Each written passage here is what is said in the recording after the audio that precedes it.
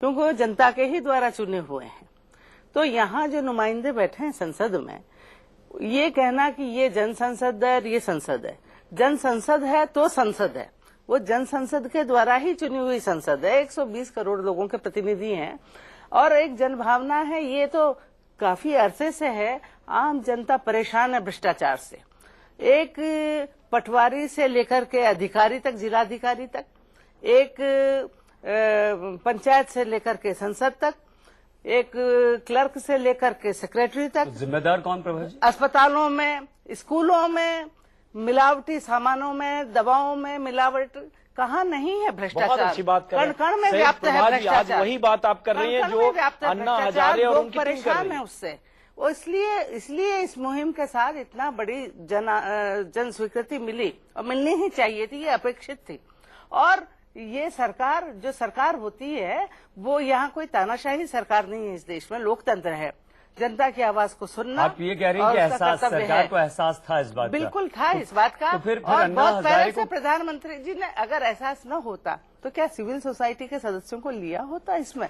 इस विषय की गंभीरता अन्ना साहब के लेकिन माफ करें प्रभा जी, बीच में रोकना पड़ रहा है, वरिष्ठ नेता है। सिविल सोसाइटी को ऐसे नहीं लिया। तब भी अन्ना हजारे ने 4 दिन अनशन किया था। 4 अप्रैल से 8 अप्रैल तक जब अनशन हुआ, तब उस अनशन का नतीजा था जिसमें 10 बार कपिल सिब्बल और स्वामी अग्निवेश और अरविंद केजरीवाल के बीच बातचीत, तो हम सब गवाह है, पूरा देश गवाह है। और उसके बाद सिविल सोसाइटी और इनके बीच ड्राफ्ट कमेटी बनी थी। देखिए, जो मानने जैसी मांगे थी पूरी संसद ने स्वीकार किया कि अधिकारियों को लिया जाए, सिटीजन चार्टर बनाया जाए, कोई जवाबदेही अधिकारियों की सुनिश्चित की जाए, प्रधानमंत्री को भी सशर्त, न्यायपालिका को नहीं। जो न मांगने जैसी बातें थी कि उनके लिए नहीं मानी जा सकती। असहमति सहमति दोनों वापस आएंगे, लेकिन हमारे बीच बैठे के.एल. मीना स्टैंडिंग कमेटी के सदस्य हैं। स्टैंडिंग कमेटी बहुत अहम है क्योंकि संसद से पारित प्रस्ताव को स्टैंडिंग कमेटी के पास भेजा गया है। इसके पहले संसद में जो लोकपाल बिल पेश हुआ वो भी स्टैंडिंग कमेटी के पास है। और पिछले 43 सालों में 5 बार स्टैंडिंग कमेटी के पास लोकपाल बिल गया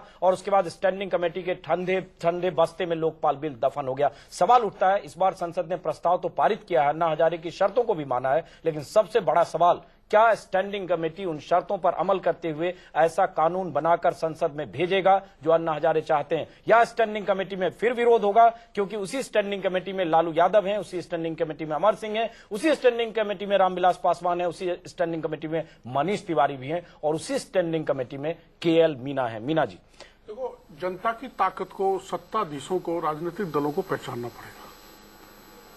पिछले 2 साल से जिस ढंग का वातावरण देश में बना है, जो भ्रष्टाचारी नेता, जेलों में उनके नाम गिनाने की आवश्यकता नहीं, कितने बड़े बड़े भ्रष्टाचार हुए जेल के शिक्षों में हैं।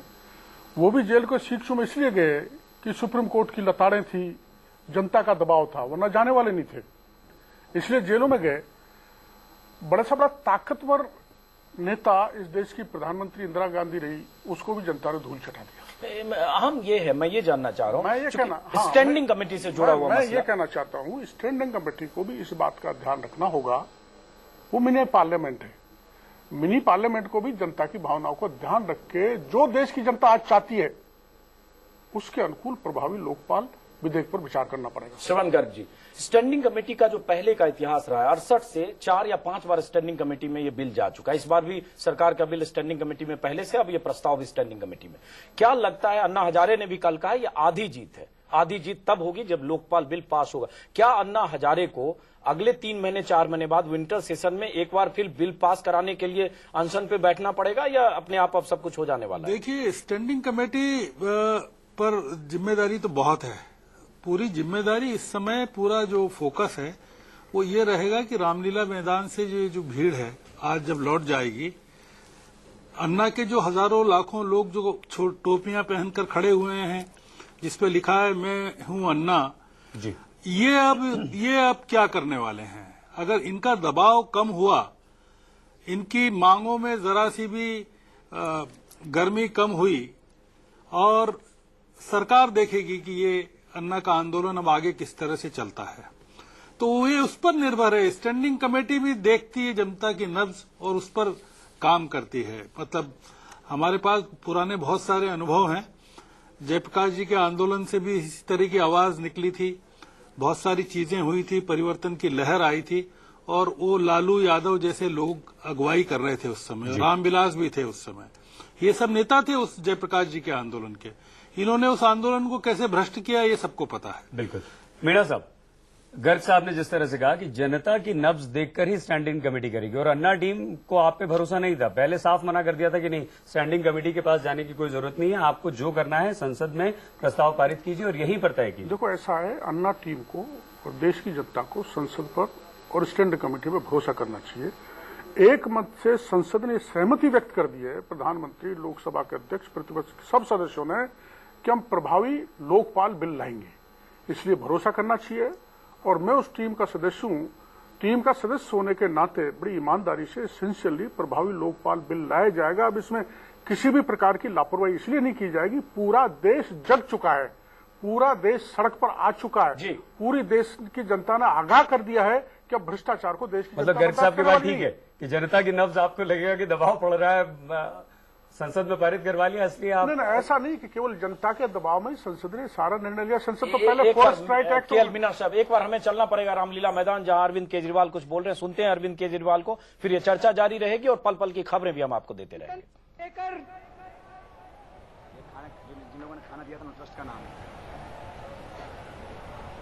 मैं माफी चाहता हूं, एक बहुत इंपॉर्टेंट कैटेगरी के लोग रह गए। हम उन अनशनकारियों के शुक्रगुजार हैं जिन्होंने अन्ना जी के साथ पूरे 13 दिन का अनशन रखा। वो लोग वहां पे बैठे हुए हैं, और केवल वहीं पे नहीं, पूरे देश भर में जगह जगह लोग अनशन पे बैठे हुए हैं। हम उन अनशनकारियों के शुक्रगुजार हैं। और ये मेरे पास लिस्ट है उन लोगों की जिन्होंने खाना यहां पे फ्री में खिलाया था। हम उन सब लोगों के शुक्रगुजार हैं। साथियों, इस पूरे आंदोलन ने एक मिनट अभी इस पूरे आंदोलन ने जनतंत्र को लेकर, भारतीय जनतंत्र को लेकर कुछ अहम सवाल खड़े किए हैं। हम 5 साल में एक बार अपना एमपी, अपना एमएलए चुन के भेजते हैं।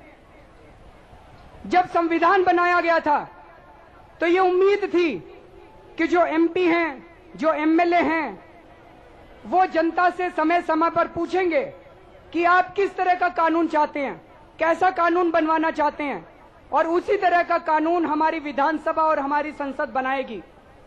लेकिन हम देखते हैं, सुना आपने, अरविंद केजरीवाल रामलीला मैदान से कह रहे थे कि 5 साल में एक बार जनता चुनकर सांसदों को भेजती है, और उनका कहने का आशय यह था कि उसके बाद कई बार सांसद या राजनीतिक दल जनता को भूल जाते हैं। प्रभा ठाकुर जी, लोहिया ने कहा था कि जिंदा कौमें 5 साल तक इंतजार नहीं करती, और वही बात हो रही है कि एक बार लगता है कि सदन में चुनकर जब सांसद आ जाते हैं, अगर 2009 में जो चुनकर आए उनको 2013 के दिसंबर के पहले फिक्र नहीं होगी कम से कम कि चलो 2014 में मई में चुनाव होगा तो जनवरी से थोड़ा माहौल बनाएंगे और जनता को समझने की कोशिश करेंगे।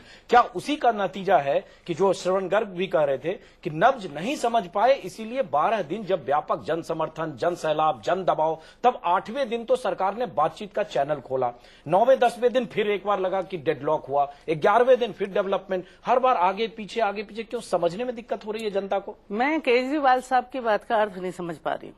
जो वो बार बार केवल जो चुने हुए नुमाइंदे हैं, सांसद और विधायकों, उनको ही जो टारगेट कर रहे हैं, ये सरासर गलत है। गलत इसलिए है क्योंकि ये तो जनप्रतिनिधि हैं और जनता जो चाहेगी मानेंगे ही। चलिए, एक विधेयक भी आ जाएगा, प्रभावी विधेयक भी आ जाएगा, लोकपाल और लोकायुक्तों की नियुक्ति हो जाएगी।